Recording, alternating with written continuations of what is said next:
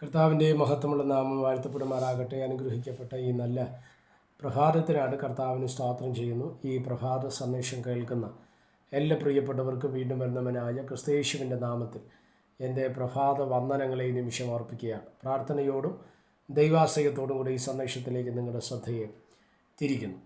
ഉൽപ്പത്തി പുസ്തകം 26-ാം അധ്യായം അതിൻ്റെ 22-ാമത് വാക്യം. അവൻ അവിടെ നിന്ന് മാറിപ്പോയി മറ്റൊരു കിണർ കുഴിച്ചു. അതിനെക്കുറിച്ച് അവർ ശണ്ടയിട്ടില്ല. യഹോവ ഇപ്പോൾ നമുക്ക് ഇടമുണ്ടാക്കി നാം ദേശത്ത് വർദ്ധിക്കുമെന്ന് പറഞ്ഞ് അതിന് രഹബോത്ത് എന്ന് പേരിട്ടു. ഇസഹാക്ക് എന്ന ദൈവമനുഷ്യൻ്റെ ജീവിതത്തിൽ നടന്ന അനുഗ്രഹീതമായ ഒരു ചിന്തയാണ് ഇന്ന് പ്രഭാതത്തിൽ നിങ്ങളുമായി പങ്കുവയ്ക്കുവാൻ കർത്താവിൽ ശരണപ്പെടുന്നത്. ഇസഹാക്കിൻ്റെ ഒരു സ്വഭാവം നമ്മളൊന്ന് അനലൈസ് ചെയ്താൽ, ഒന്ന് പരിശോധിച്ചാൽ നമുക്ക് മനസ്സിലാക്കാൻ കഴിയുന്ന ഒരു കാര്യമാണ്. വേദപുസ്തകത്തിൽ നിന്ന് വളരെ ശാന്തനായിട്ട് ചില കാര്യങ്ങൾ ചെയ്യുന്ന ഒരു ദൈവമനുഷ്യനായിട്ട് നമുക്ക് ഇസഹാക്കിനെ കാണുവാൻ കഴിയും. പലപ്പോഴും പ്രതികരിക്കേണ്ടുന്ന ഇടം വന്നിട്ടും മൗനം പാലിക്കുന്ന ഇസഹാക്കിനെയും നമുക്ക് കാണുവാൻ തക്കവണ്ണം കഴിയും. എല്ലാവർക്കും കിട്ടാത്ത ഒരു പ്രകൃതമാണ് ഇസഹാക്കിന് ദൈവം കൊടുത്തത്, അല്ലേ? ഇവിടെ നമ്മൾ വായിക്കുന്നത് 26-ാം അധ്യായം പരിശോധിക്കുമ്പോൾ ഇങ്ങനെ കാണുന്നു. അബ്രഹാമിൻ്റെ കാലത്തുണ്ടായ ക്ഷാമം പിന്നെയും കനാൻ ദേശത്തിൽ വരുന്നു. അവിടെ നിന്ന് യാത്ര പുറപ്പെടുന്ന ഇസഹാക്കിനോട് ഫിലിസ്ത്യ ദേശത്ത് വെച്ച് ദൈവം പറഞ്ഞു, നീ മിസ്രൈമിലേക്ക് പോകരുത്, ഇവിടെ പാർക്കുക, ഇവിടെ ഞാൻ നിന്നെ വർദ്ധിപ്പിക്കും. അങ്ങനെ ദൈവത്തിൻ്റെ ശബ്ദത്തിന് കീഴടങ്ങിക്കൊണ്ട് ഇസഹാക്ക് ഫിലിസ്ത്യ ദേശത്ത് പാർത്തു. ആ ദേശത്തിൽ ആ ആണ്ടിൽ ഒരു വലിയ കൊയ്ത്ത്, ദൈവം 100 മേനി കൊയ്ത്ത് കർത്താവ് നൽകുവാൻ തക്കവണ്ണം ഇടവന്നു, അല്ലേ? എന്നാൽ സ്തോത്രം, അവിടെ നിന്ന് അല്പം മാറി ഗരാർ എന്ന് പറഞ്ഞ സ്ഥലത്തേക്ക് താമസം മാറുന്ന ഒരു ഭാഗത്തെയും നമ്മൾ കാണുന്നുണ്ട്. അവിടെയാണ് ചെന്ന് അബ്രഹാം കുഴിച്ചതും ഫെലിസ്ത്യർ മണ്ണിട്ട് നികത്തിക്കളഞ്ഞതുമായ കിണറിന് വീണ്ടും ഇസഹാക്ക് കുഴിക്കുകയാണ്. ഒരു സമയത്ത് അബ്രഹാമിൻ്റെ കാലത്തുണ്ടായിരുന്നതാണ്, പക്ഷേ അതിനെ ആര് മൂടിക്കളഞ്ഞു? ഫെലിസ്ത്യൻ മൂടിക്കളഞ്ഞു. അതിന് വീണ്ടും കണ്ടുപിടിച്ച് കുഴിക്കുന്ന ഇസഹാക്കിനെ നമുക്ക് കാണുവാൻ കഴിയും. ഈ സന്ദേശം ഞാൻ നിങ്ങളോട് പറയുമ്പോൾ പിശാച് മൂടിക്കളഞ്ഞ, ജാതീയ ശക്തികൾ മൂടിക്കളഞ്ഞ് ചിലതിനെ കണ്ടുപിടിച്ച് തിരികെ പിന്നെയും അതിൻ്റെ ഒരു പ്രവൃത്തിപഥത്തിലേക്ക് കൊണ്ടുവരുവാൻ കഴിയുന്നൊരു ദൈവം നമുക്ക് വേണ്ടി ഉയരത്തിലുണ്ടെന്നുള്ള കാര്യം മറക്കരുത്. ചിലത് നമുക്ക് തിരിച്ചു പിടിക്കാൻ ഉള്ള അവകാശം ദൈവം നമുക്ക് നൽകാൻ പോവുകയാണ്. സ്തോത്രം.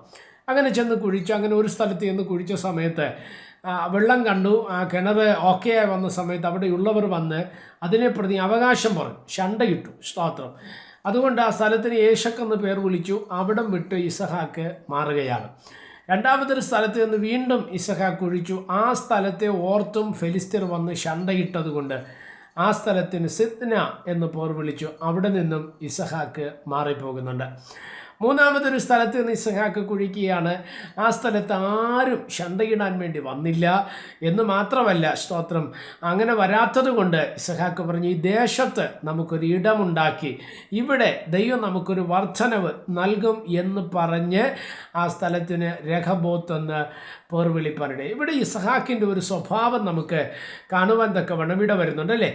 എന്തുവാണ്? സ്തോത്രം, ശണ്ടയിട്ടിട്ടും വിട്ടുകൊടുക്കുകയാണ്. സത്യം പറഞ്ഞാൽ ഇവൻ കുടിച്ച കിണറുകളല്ല ഇവൻ അവകാശപ്പെട്ടതല്ലയോ? അബ്രഹാം കുടിച്ചതാണ്, അബ്രഹാമിൻ്റെ മകനല്ലയോ ഇസഹാക്ക്? അത് അവകാശപ്പെട്ട കിണറല്ലേ? പിന്നെ എന്തുകൊണ്ടാണ് ഇവൻ വിട്ടുകൊടുത്ത്? ഇതായിരുന്നു ഇസഹാക്കിൻ്റെ പ്രകൃതം എന്ന് പറയുന്നത്. എന്നെ ശ്രദ്ധിക്കുന്ന ദൈവമക്കളോട് ഞാൻ പറയാം, നമ്മൾ ചിലത് വിട്ടുകൊടുക്കാൻ തയ്യാറാകുന്ന സമയത്ത് ദൈവം നമുക്ക് വേണ്ടി ഇടമൊരുക്കുന്ന ഒരു ദൈവപ്രവൃത്തി ഉണ്ടെന്നുള്ള കാര്യം മറക്കരുത്. മത്തായി സുവിശേഷം 5-ാം അധ്യായത്തിൻ്റെ 40-ാമത്തെ വാക്യത്തിൽ നമ്മൾ പഠിക്കുമ്പോൾ ഇങ്ങനെ പറയുന്നുണ്ട്, സ്തോത്രം, നിന്നോട് വ്യവഹരിച്ച് നിന്റെ വസ്ത്രം എടുക്കുവാൻ ഇച്ഛിക്കുന്നവന് നിന്റെ പുതപ്പും വിട്ടുകൊടുക്കുക എന്ന് പറയുന്ന ഒരു ഭാഗമുണ്ട്, അല്ലേ? അപ്പോൾ നിന്റെ വസ്ത്രം എടുക്കാൻ വേണ്ടി വന്നു കഴിഞ്ഞാൽ എന്ത് ചെയ്യണം? പുതപ്പും വിട്ടുകൊടുക്കാനാണ് കർത്താവ് നമ്മളെ പഠിപ്പിച്ചത്. അപ്പോൾ വിട്ടുകൊടുക്കുക എന്നുള്ള ക്യാരക്ടർ എന്ന് പറയുന്നത് അത് ദൈവിക സ്വഭാവമാണ്. അത് സ്തോത്രം. ചിലരൊക്കെ പറയാറുണ്ട്, ഞാൻ എൻ്റെ അവകാശം വിട്ടുതരത്തില്ല എന്ന് പറയാറുണ്ട്, സ്തോത്രം. പക്ഷേ നമ്മുടെ ചിലത് വിട്ടുകൊടുക്കുന്നത് നമുക്കൊരു അനുഗ്രഹം ആകുവാൻ തക്കവണ്ണം ഇടവരും. സ്വർഗ്ഗം നമ്മളെ സഹായിക്കട്ടെ.